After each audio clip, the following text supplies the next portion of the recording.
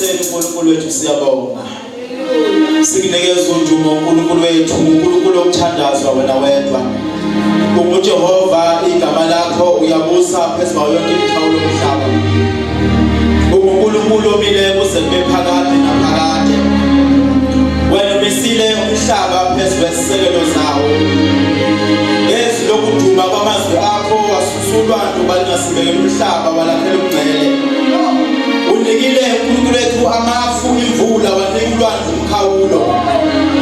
Izwi lakho alikho nelodwa igama olililwethu ngalaze ngokupheleleyo. Wena uqonda imicabango yethu kude wazana nezindlela zethu zonke. UNkulunkulu omuhle nothembekile ngezikhathi zonke.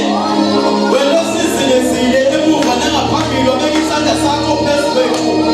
UNkulunkulu waseluka esiswini sobaba bethu wasabela imfuku lungakafiki lodwa. UJehova owadala izinsuku hlezi olwakho usuku. UNkulunkulu ophakamayo phezu konkulunkulu bonke. Akakaze abonakala njengoba emhlabeni wonke. Akakaze abonakala njengoba esizweni zonke. Ulithemba lendawo yonke.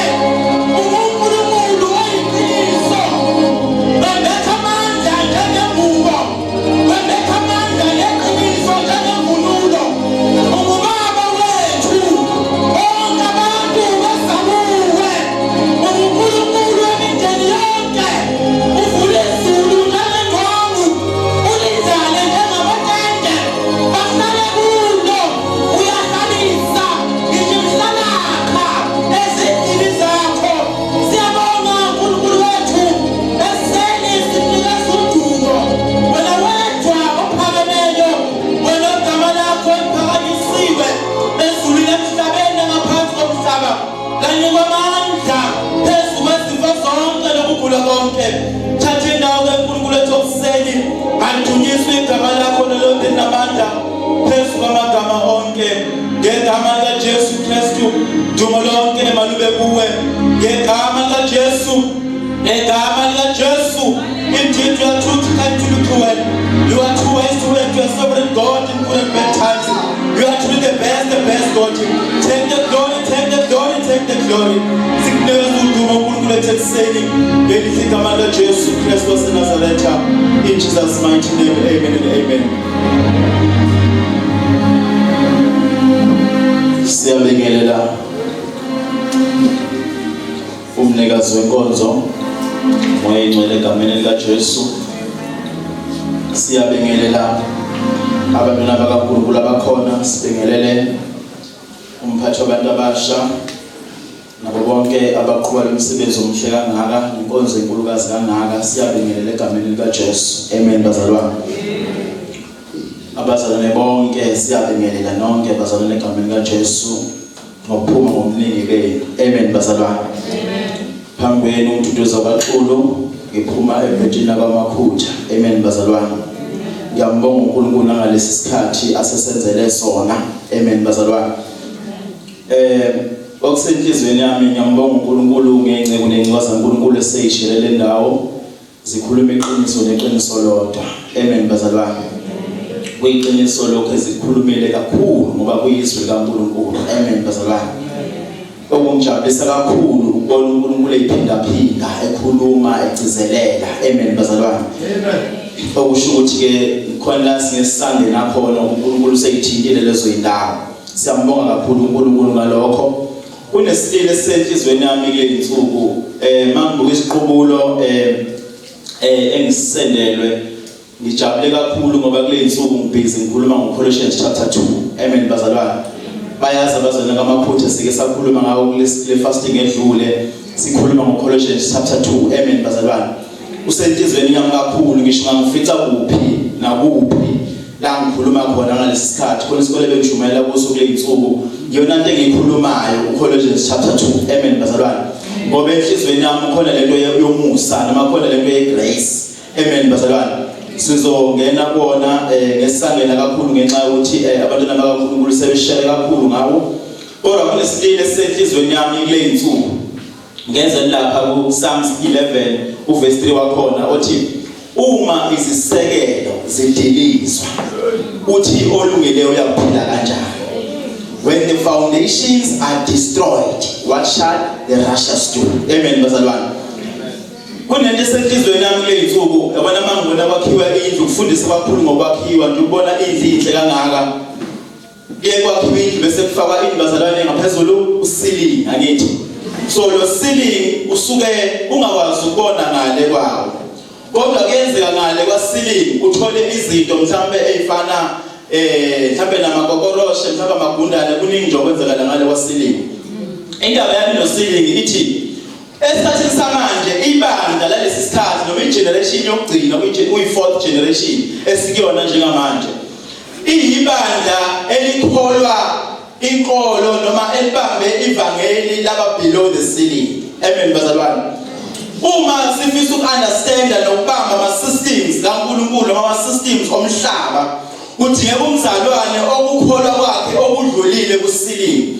Ngisho ukuthini mangikhuluma ngo ceiling? Mawukhuluma nabantwana bakaNkulunkulu kulalele nje ukuthi uxoxa umuntu mayemntwana kaNkulunkulu uyamuzwa ukuthi lo mzalwane usegcinile. Kukhona abazalwane othola ukuthi lokho abazibe njalo. Ukhona abafundisi othola lokho abazibe njalo. Ukhona ibandla othola lokho alazibi njalo. Ukhona abantu abangafuni ukumuva ngoba uNkulunkulu esimkhonzayo uNkulunkulu onjani omuvayo, uNkulunkulu wezikhathi zonke. Wakhuluma kuPetru wathi hlaba udle ehlisa ishidi. Wathi uPetru anginaki ukudla ngoba lokhu njani kungcolile. Wathi kusho kanjani ukuthi okudalwe yimina kungcolile? Ngamanye amazwi uNkulunkulu uzama ukukhombisa uPetru ukuthi isikhathi nangikhuluma ngaso lesi esadlula kuseyiso lesi. Kunesikhathi la uNkulunkulu ethi abantu bakaIsrayeli ethi ababheke into kayethusi. Lapho kuGenesis chapter 3 sibona uNkulunkulu eqalekisa inyoka, sibona uNkulunkulu ebeka ubutha phakathi komuntu nenyoka. Kepha masifunde incwadi kaNkulunkulu uthi lapho mawubheke inyoka yethusi uthi aziyokudla lezi ezinye. Ngoba uNkulunkulu unguNkulunkulu onjani omuvayo, unguNkulunkulu ongamile. But sinenkinga yebandla noma yabantwana bakaNkulunkulu abangamuvi. Amen bazalwane. Lokhu bamalapho. Khona umzalwane owakhola 5 years engenile esindisweni 10 years. Ulokhu amalapho. Ulokhu aba nalezo zambulo. Ulokhu aba nalowo mkhuleko. Ulokhu aba nalelo vesi. Abazalwane abasenayo into yokukhula. Into ke le eyinongisho emhlabeni kuyenzeka uthola umuntu ayofuna iziqu noma ayokwenza iziqu zakhe mhlambe ngabe i-degree ngabe i-diploma bese ethi ngoba nginakho konke senginawo umuzi nginawo imoto ngishadile noma ngishadelwe nginabantwana yonke into empilweni isi-right asisekho isidingo sokuthi ngiqhubeka ngifunde isinqumo sakhe. Bese bakhona umuntu othi yebo senginakho konke nazo iziqu zami kodwa angizukuyeka ukufunda. Thina sabantwana bakaNkulunkulu we are disciples. Ngamanye amazwi singabafundi. Asikuyeki ukufunda. Amen bazalwane. Ngoba umuntu wa spirit uyi-disciple ungumfundi. Kodwa umuntu la kwisoul, amen bazalwane, ungumntwana kaNkulunkulu. Enyameni inyama iyithempeli kaNkulunkulu. Amen bazalwane. So asikuyeki ukufunda. Ingakho sibizwa ngabafundi. But sibona ibandla lakulesi sikhathi seligcinile ukufunda. Uyinkinga kumuntu okukholwa kwakho below the ceiling. Uzoshaya ama-systems esiphila kona yonke into ayifunayo kumele ukwazi. Amen bazalwane. Yonke into ayifunayo ifuna yini uconnection. Kodwa umuntu okholwa above the systems, umuntu okholwa kwakhe is above the ceiling. Lo muntu akwazi uNkulunkulu ambrekele ama-systems. Ukhuluma ngento engiyazi kahle. Amen bazalwane. Athe khona ama-systems in place ebekiwe wazi kahle ukuthi awazi umuntu kule company. Kodwa ubona uNkulunkulu ekwenzela izinto engakaze uzwe kuthiwa khona bakwenza zona. Sibona uNkulunkulu efika abafundi bayadoba lapha abafundi bakaJohane. Usethi mabedoba lapha ya usethi ke abaphonse yini amanetha baye kuphi ekujuleni. Mase lisizo uNkulunkulu aqhabuka amanetha. Kepha sibona inhlanzi ayithumanga zabuyela emanzini. Zahlala zalinde zazakhishwa. Ngamanye amazwi inhlanzi zakhishwa amanetha aqhabukile. Okusho ukuthi ngifisa usemthandazweni wami ukuthi uNkulunkulu akuphumelelise izici awunaso. Ngifisa uNkulunkulu akuphumelelise noma kuthiwa usaqualify. Ngifisa uNkulunkulu akuphumelelise noma kuthiwa awunawo ama necessities noma ama qualifications alo msebenzi ofunayo. Ngifisa ukuthi umusa wenze ama systems athithize phambi kwakho. Baze babuze ukuthi ungene kanjani. Ukukholwa kwakho akube ukukholwa above the systems. Ingakho ngithi uma umuntu izwe kaNkulunkulu lithi uma izisekelo zidilizwa olungile uyakuphila kanjani. Uma ama foundations onke bekiwe. Uma zonke izinto zibekiwe emhlabeni sengaseyona indlela ebeziyona. Thina abantwana bakaNkulunkulu sizophila kanjani?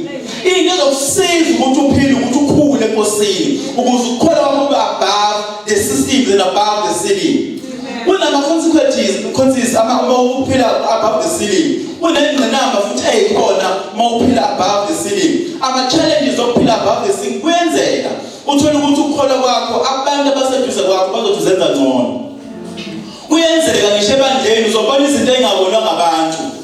Uzokwambula izinto ezifihliwe ibandla elithuthuka ngazo. Ugcina lapho uhlaliswa phansi noma uxoshwe. Ngoba usukwazi ukubona izinto ezingale kwesilingi. Uma nje kuthiwa kulo ceiling la bese ngifaka ikhanda ngisho ukuthi nginamagundane la ngingacabana nomninindlu athi ushukani la sikhonza khona nginamagundane. Angithi ngiyabonile noma ngiphosa ikhanda ngale kwesilingi. Uthi uJohane mawufunda uchapter 4 isambulo uthi ngezwa izwi lithi enyukela lapha uthi masinyane ngaba kumoya. Ngamanye amazwi kunendawo uthi noma uphila ku middle class la emhlabeni kodwa kunezikhathi la ukukholwa ukuphoza khona uthi go above the ceiling. Ifisa ukuthi ukukholwa kwakho kube challenge ku-2026 kuya phambili. Ukuthi ukukholwa kwakho kube ukukholwa above the ceiling. Ngikhuluma kahle ngoba ngikhuluma kubantu abayi-youth nabantu abadala. Amen bazalwane. Ngoba lesi stage sokuba yi-youth istage sokuba semajikeni. Uyabona ke la kumiyenda akudlala ziyathitheka imoto emajikeni. Imoto ziyasala kuphi?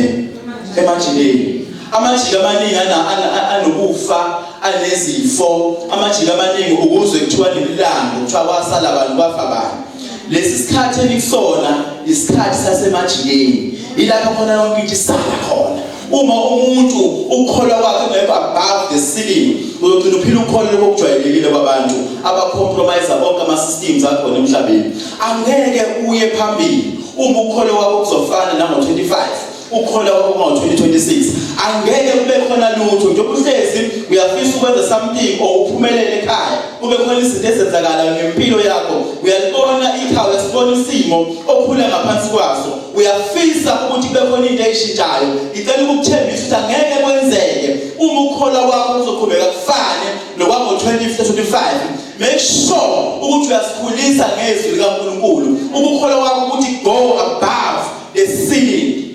Abazalwane sebegcinile ukukholwa kwabo nje kula iprofeti efanayo sebeze bafanele sengishilimi ngisho amadimoni umuntu laNkulunkulu bekhuluma ngawo akhuluma isiZulu vele nga understand ukuthi lamadimoni athale ukukhuluma isiZulu wona wodwa awuzabuza ukuthi nibangaki awasosole lapha kwamanye ama languages uzobona ukuthi amadimoni lawo asedlala ngathi kahle athanda entertainment aliqheli futhi idimoni maselinibona ukuthi niya above the ceiling umthandazo uyanyuka ubhodlozo usilingi livele lisuke nje lidanisa thatha ukuthi ke manje kube khona asho uzonaka ke thandazani lize lithule. Kule ikhathi lapho na umoya uzokutshela udisene ukuthi kumele nilihube okungamele likhulekele kodwa khulekani kwesinye isikhathi loze lithule ngoba seliphazamisa ukukholwa noma seliphazamisa umthandazo obhodlozo usilingi. Umthandazo obhodlozo usilingi umthandazo ongcwele. Let me tell you this one thing before we go lapha Colossians 2. Bazalwane, holiness it goes a long way. About 90% of impilo yomuntu kaNkulunkulu. 10% ifo chapho nje ukuthi ukhona. But holiness ubungcwele ibona obudlala indima enkulu ebantwini kaNkulunkulu. Amen. Udlala indima ekutheni uphile mawugula, udlala indima ekutheni uvikeleke ifeni, udlala indima ekutheni ngisho umuzwa wakhe ube protected, udlala indima ekutheni ngisho uxoxa noNkulunkulu bekhona izinto enikhuluma noNkulunkulu enizwanayo ngazo, nenza inqomo noNkulunkulu, into eyikhulumayo sheshe izwakale. Ngoba the more uphila kwi-obedience the more ivoice kaMoya ingcwele uyijwayela. But the more uphila kwi-disobedience noma engalaleli uNkulunkulu is the less izwi ivoice kaNkulunkulu izwa. kunabantu abathi balinda umshado bathi uzobatshela uNkulunkulu ukuthi ubakhombela ubani noma kuzoba njengoba uNkulunkulu esakuthuma nje ethi phuma ushonele ungamuzwa uzomuzwa kanjani mase khomba phela lifetime partner lesikhuluma ngayo impilo yakho yonke le uzomuzwa kanjani mase kukhombela nangamuzwa nje umnye ngitshela ukuthi ulinda uNkulunkulu amtshela ngithi njengoba uNkulunkulu akakutshela into esimple ethi suka lapho lapho ungayenzi lona niyasazi ukuthi the sins are equivalent to into ethize kunezono ezifanisayo isono senkala kuningcwadi ka1 Samuel chapter 15 ufunda verse 22-23 sifanisa nesono sokubhula nokuthakatha isono senkala disobedience rebellious ungalaleli uNkulunkulu sifanisa nesono sani sokubhula nani nokuthakatha noma ngakuthiwa into ephathayo noma kuthiwa akekho umuntu omthukayo kodwa makuclassify ukugusha abathakatha ufakwa lapha ngoba kunenkala disobedient to ivoice kaNkulunkulu amen bazalwane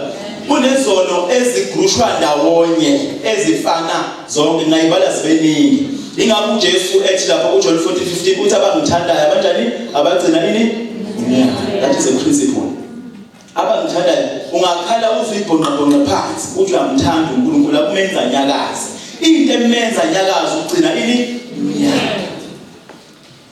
ingakho ethi kholwane njengani njengokusho kombhalo ilona uNkulunkulu ayifunayo akana ndaba noma umemezile noma ukhulumele phansi noma ukhuleke ngayilimi isini into ebalekile ukwenza njengokusho kombhalo ngicela selapha Colossians chapter 2 kuleli verse elisenhlizweni nami kule insuku amen bazalwane ngiyafisa ukuthi ngaphambi bangene kulona angizoba mude kakhulu ngaphambi bangene kulona kufanele si understand ukuthi livelaphi amen bazalwane engizoliquota ilapha ku chapter 14 la chapter 2 verse 14 elithi sehlangulile incwadi yecala amen bazalwane iyona nkulumo nje enginawo kule nsuku ngisho ngifica kuphi amen bazalwane kulezi insuku yona nkulumo engiyikhulumayo le na ukhona into eyenzeka ke bazalwane ngaphambi kuba uJesu abethelwe khona into eyenzeka before kufike kulombhalo uPaul ubhalayo la uJesu wakwalahla icala ngiyakhumbula bazalwane engalenzanga icala ingakho incwadi kaPeter ithi ongesenzanga isono amen bazalwane kodwa wayithola njani enesono so uJesu melashwa icala kuhlangana uPilato noHerodi kanti bebengabonisani ngasolinye futhi bebengazwani kodwa ngenxa yokuthi isitha sabo siwumuntu ofanayo kwabenza lokho bazwana mufunda chapter 23 kuLuka kwenzeka ke nasemsebenzini kube khona umuntu ongazwani nawe noma kube khona abantu abahlangene abaqala ubudlelwane ngenxa yokuthi bobabili abazwani nawe kuyenzeka ngisho empilweni nje kube khona abantu abahamba ngemva kwakho othola ukuthi ubudlelwane babo uzubuza ukuthi uqale nini ubudlelwane balabantu indaba inawe ngisho ufika wena iyathula indaba makukhamba wena qale indaba ngoba kwenzeke naseBhayibhelini ukuthi uHerodi waba ngumngani noPilato ngalelo langa ngenxa yokuthi isitha sabo kwakuyisitha sinjani esizona now uma ke selashwa icala uPilato akalibona icala kunohambo uJesu alithathayo esiphambanweni uma ethatha lelo hambo le ndlela ebizwa ngeVia Dolorosa mhlawumbe nenizwe ngayo le Via Dolorosa iney'teshi eziwu-14 uJesu ayihambayo number 14 according to the Hebrews numbering inamba yani ye-deliverance inamba yokukhululwa ngiyakhumbula ukuthi even ngesikhathi se-COVID abantu bebekhwarantina for 14 days ukuze ucheck ukuthi ukulungele ukuphumela kuphi eminyama even nangesikhathi chapter 12 Exodus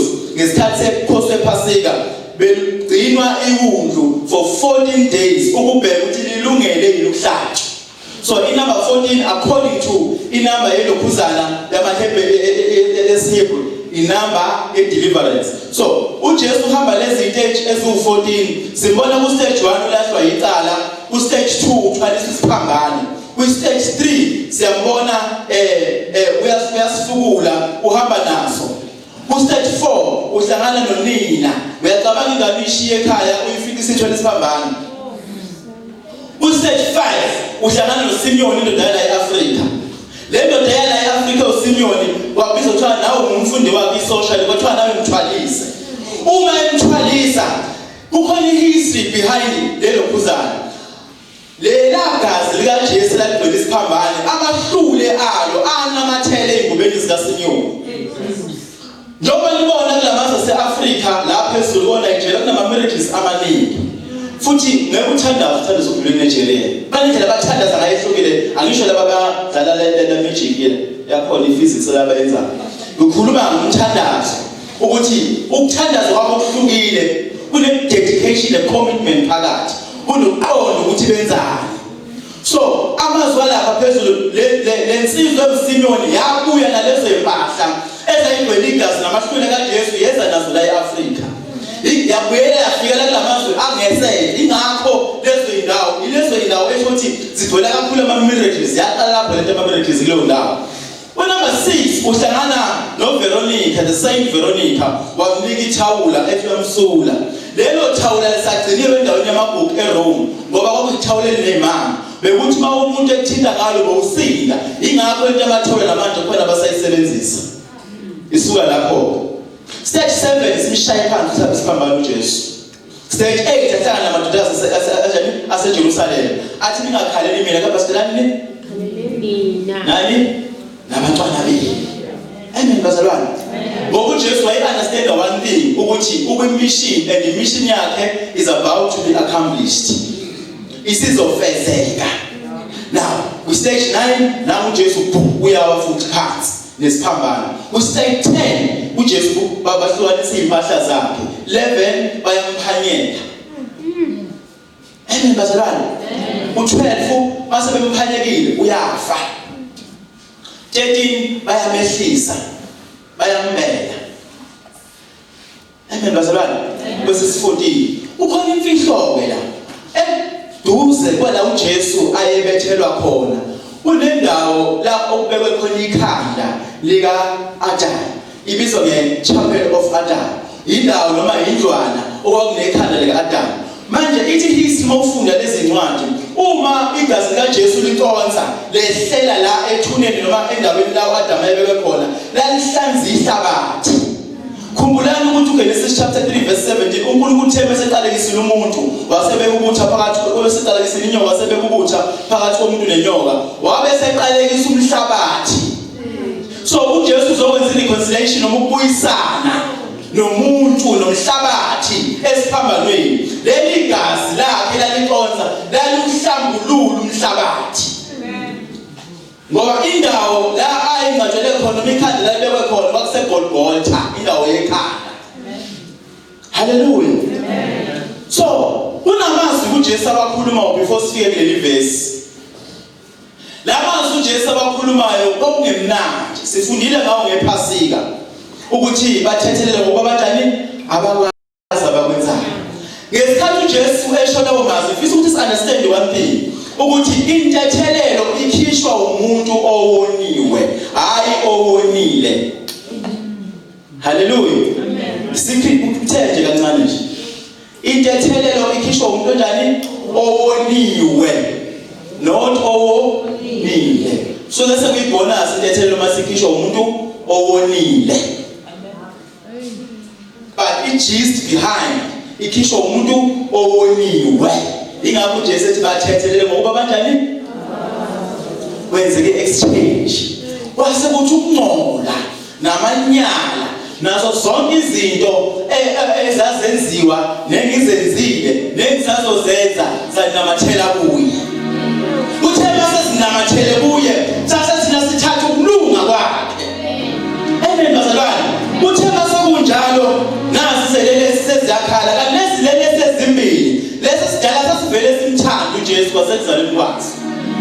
Ngoba kwenzeka sifuna ukumsukela noma sifuna ukumseyiza endleleni. Sane sesidala hayi lo. Ungaba singababamba bonke kodwa hayi lo. Sasimthande uJesu singakamazi nokuthi ubani. Esinye sezelelesi noma sabanye sakwazi ukutshela uJesu ukuthi eyibaleka wena uyakufuna uHerodi.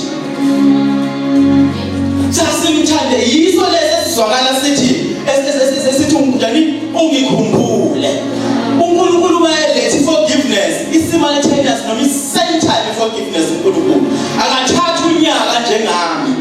Ingakho bebuza uPeter uthi umuntu ungixolela kangaki uthi Jesu 7 times 7 which is 490 ngosuku olulodwa. Shuthi umuntu mayengonile fanele ngone kuze kube more than 490 per day ukuze kungamxoleli. So makusa below 490 lo muntu kufanele ukuxolela. So i-forgiveness kuNkulunkulu is centered, instant. Izwi kaNkulunkulu ungalikhuluma lapha ku2 Chronicles likhuluma chapter 7 verse 14 uthi basithobe abantu bami ababizwa ngegama lami uthi bavume isono sabo bese beyaphenduka uthi ngizokwehla ezulwini ngenzani ngisindise izwe labo. Indaba inokuphenduka ingakho lithi ofihla iziphambeko zakhe akayikuphumelela kepha sivuma yesishiye uyakuba nenhlanhla kuzo. Hallelujah. Indaba inokuphenduka ingakho lithi iBhayibheli ngokuphenduka kwesono isinya lisho ngokusindiswa. Bayabeza bonke abantu bezokwamela uJesu bathi akubona bonke abaphendukayo. Ingakho no chapter 5 uJohn ukhuluma ngecebo leBethesda ukuthi wayengena eqala wayengani wayesinda. Okubona bazoyinikela abantwana bakaNkulunkulu ukuthi laba abagijima eqala noma lo gijima eqala impilo yakhe ayifana nofika egcineni. Kuyiqiniso lokho. Ukunakisisa mawuthi umuntu okhonza ukunaka. Indaba inokuphenduka abantu bayakuthanda ukukholwa kodwa manje lento okuphenduka ibamele. Ilento eyenza bangakwazi ukukholwa above the ceiling. Ngoba usathana usanemvelo usanezinto akwazi ukuyikhomba usanetreasure usanengcebo akwazi ukuyikhomba kuwena awukwazi ukuthi go above the ceiling. Hallelujah. Uma isekelo zidilizwa olungile uyaphila kanjani sizokwenza njani? Awusakhamba uyibazana siyavumelana yini ukuthi lento sizoyenza noma siyanqaba njengoDaniel ukuthi mina ngeke ngiyidle ukudla kwenkosi siyavuma noma bisakhamba ukuthi bangaka abazalwane abalahlekelwe iholiness balahlekelwa ubungcwele balahlekelwa ipresence kaNkulunkulu ngenxa ukuthi bavuma ngenxa yesimo esasibahaqela ngaleso sikhathi ukuze singakufikeli leso simo go above the ceiling plug in and go call ungayiki call ungami ungasici then you go above the ceiling ungayenzi lento religion okufundiswa ngayo namhlanje ukholwe ikhonzisi ungakuphola efundisa ethi musala ukukhonza insuku sikhonza insuku sikhola makuzozwe enkonzweni sihlambulwa kamakuzozwe enkonzweni sihlambulwa kamakuthaphona inkonzo khona do you know ukuthi inkonzo enkulu ukudlula zonke inkonzo yokuthandaza phakathi nensuku ungabiza i-conference enama speakers or men of the hour no men of the moment nama bulldozer no caterpillar Tell ukutshela ukuthi leyo nkonzo ayinkulu ukudlula inkonzo yangomsombuluko noma ngolesithathu noma ngolesine noma ngaeni la ukhonza khona. Inkonzo yomkhuleko iyona nkonzo enkulu ukudlula zonke inkonzo ongayimisa. Ingakho isikhathi somkhuleko igugu lamakhono. Sho njalo umhlabele licelo kimi. Uthi lapha abazalwana amandla benjani bewathola. Uthi noma sisemthandazweni asivule inhliziyo sibike kuye konke. Ayikho into edlula umkhuleko. Ingakho uJesu ethi pray without ceasing. Khulekani ningaphezi. Asikho isikhathi sokusunplug, plug in and go. So that you go above the ceiling. Amazwi esibili uJesu uthi namuhla banawo. Ukhombisa forgiveness ukuthi simultaneous. Ukhombisa forgiveness ukuthi instant. Ukhombisa forgiveness ukuthi mawubuyela kuye uzisola uphenduka uNkulunkulu uyakuthethelela. Ukhombisa forgiveness ukuthi akabuzi indiba nabuza uNkulunkulu akabuze enyameni nasegazini uma uzilahla uphenduka uNkulunkulu uyakuthethelela. Welesithathu simuze ethi mama ebheke indodana bheke unyoko. Lana sibona ukukhuluma noJohane. uJohane wayenguJohane kaZebedewu. Hallelujah. Wayengazalwa kwilineage kaJesu. uJesu uzala yedwa kwabo uMaria. Labantwana babonayo uJuda noJakoba, abantwana abakaJakoba, abantwana bakaJosefa. uJosefa wayeshadelwe ngaphambilini wayesengumfedwa. Njengoba yahlukanisela uMaria, wayehlukanisela uMaria ukuthi ambheke amgade. Njengoba engagile, wayengaengage ukuthi ngelinye ilanga uzohlangana naye. Wakumele ambheke wayengavumelekile ukuba bahlangane. ngokwehlela labantu abashadile kwakumele amgcine enjalo ngokusho kwezikaNkulunkulu. Ingakho kwathi noma ukuthi ukhulela ngokuzokusho kwengelosi wayefuna ngisho ukubaleka ngoba yibona engathi uhlulwe yini, uhlulwe iduty.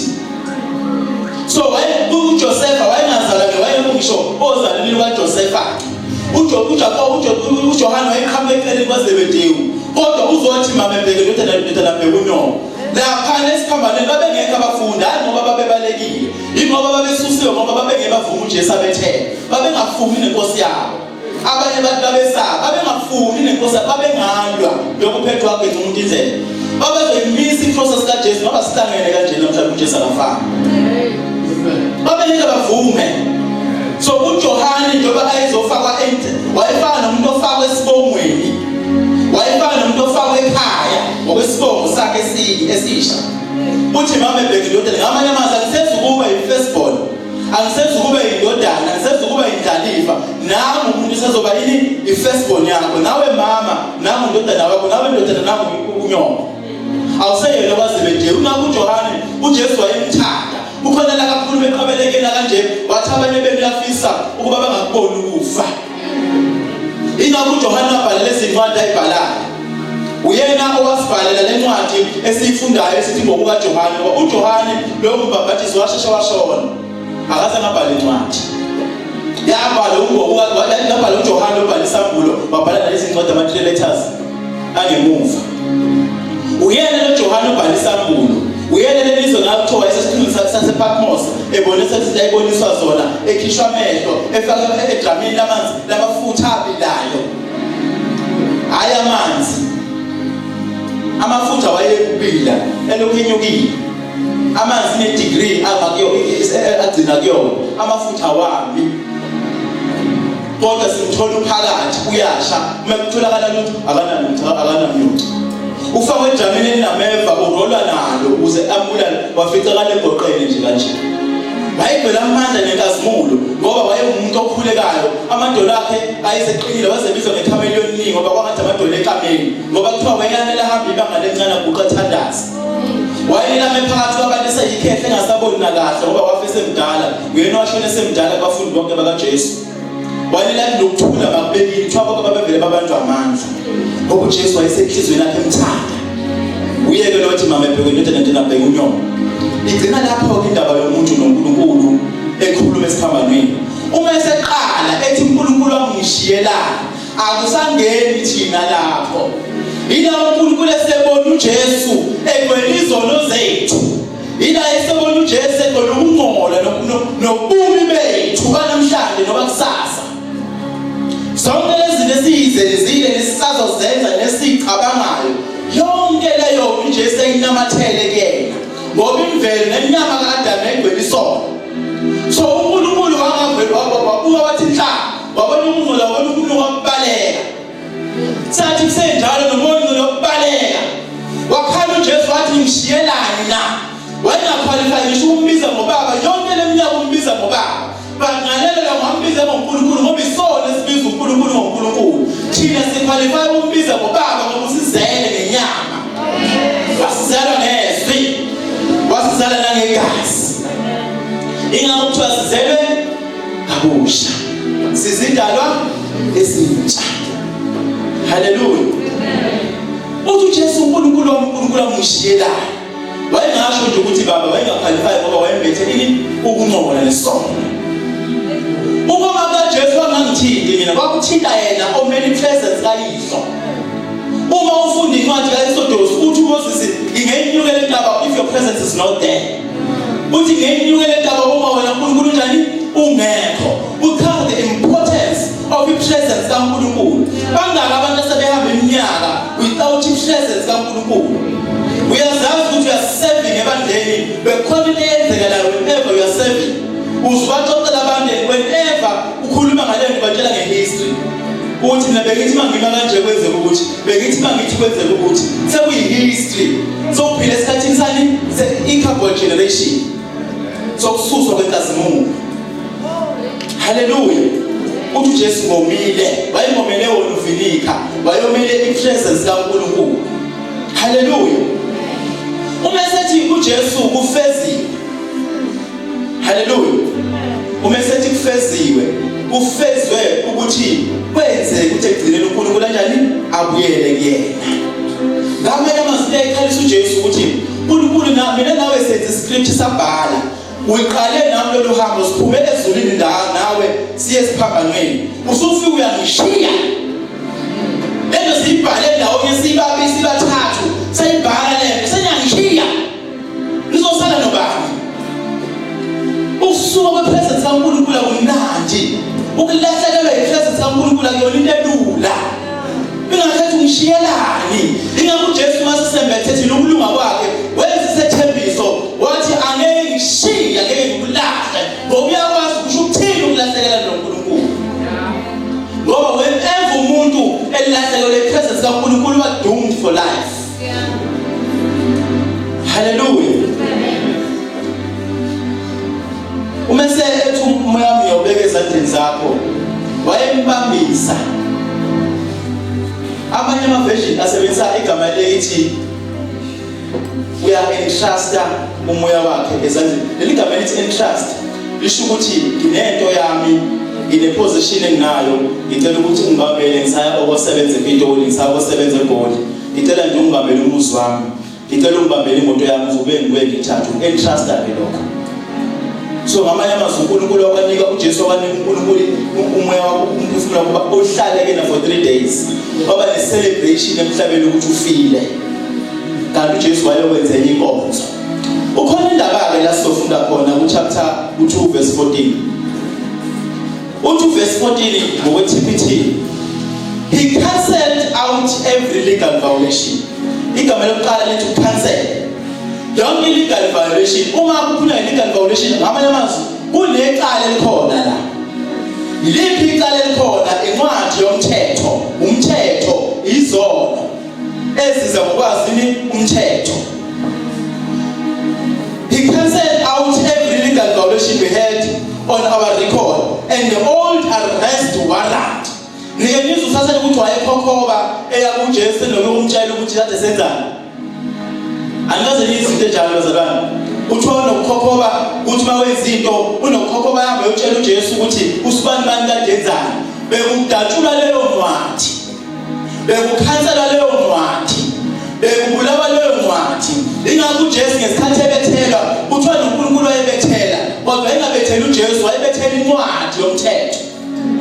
Ebethela incwadi egqilaza abantu, incwadi yomthetho ezenesono. Hallelujah. Ingakho uNkulunkulu mebuka thina ubona uJesu. Ngoba kuthiwa njengoba sinjani enjalo nathi njani sinjalo. Amen bazalwane. So sathatha ukulunga kwakhe wathatha ubona kwethu. Kukhona abantu abathi ke indaba yesono siyithatha light. Asikwazi ukuthatha light indaba yesono ngoba isono sambulala uNkulunkulu engafi. Samngcwaba uNkulunkulu wenze umngcwabo uNkulunkulu engakaza ngcwatshwa. Ngenxa yobona komuntu wangcwatshwa uNkulunkulu wafa. Waba yimi. Wayengeke uJesu angene Hades enguye. Kwakumele ukuthi angene eyimi eyisono sami ukuze abantu ayobafica bangakwazi ukumrecognize ukuthi uJesu babone mina. Wabiza ukuthi mase kufika ezulwini nawo umoya nanguNkulunkulu kuyaqala ukuthi ngelosi siyabheka ukuthi hayi khona ongekho lana. Khona olahliwe lana. Khona obethelwe khona ofile ngenxa yezono zomuntu. Wabiza ukuthi umoya ongcwele ngokusho kaRomans 8 verse 11 uyena owaphunkulunkulu amandla nokuJesu amandla eresurrection amandla ovuko. Ingakho sithi uJesu wethu uhlukile kunabanye uNkulunkulu bonke ngokuvuka. The power of resurrection. Ingakho ethi nemizimba yethu efaka uthani ayivusa uyayiphilisa. Hallelujah. Because umoya ongcwele okwazi ukuphoqa ukuthi uma ehla ngekhathi zokusuka edabulo ubusuku ehlele Hades kwakubiza ukuthi identify ukuthi ubani uJesu ngoba sasifana lapha. Ngoba wayenevusa umuntu oronke. Kodwa wabiza identify ukuthi uJesu.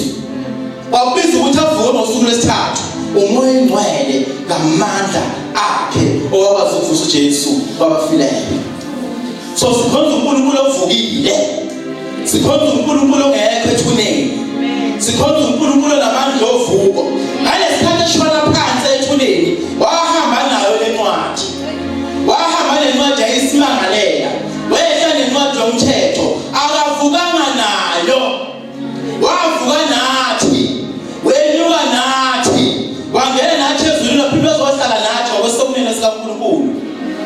ngoba Ephesians chapter 2. Amen bazalwane. Ngifisa ukuthi sazi ukuthi njengoba sabantwana bakaNkulunkulu sembethe ukulunga kukaNkulunkulu. Ngicela ukuvala. He cancelled out every legal violation we had on our record. Angifisi ukuthi kube khona into noma kube khona umuntu ozokubuza nezolo lakho. Angifisi kube khona into usathana ezokukhumbuza noyenza izolo. Ingakho ukuthi ibandla kumele silifundise eschatology noma ama-end times so that bezo understand ukuthi usathana kuzokwenzakala ningayi. Ingakho iBhayibheli ngifunda chapter 3 Genesis uthi wena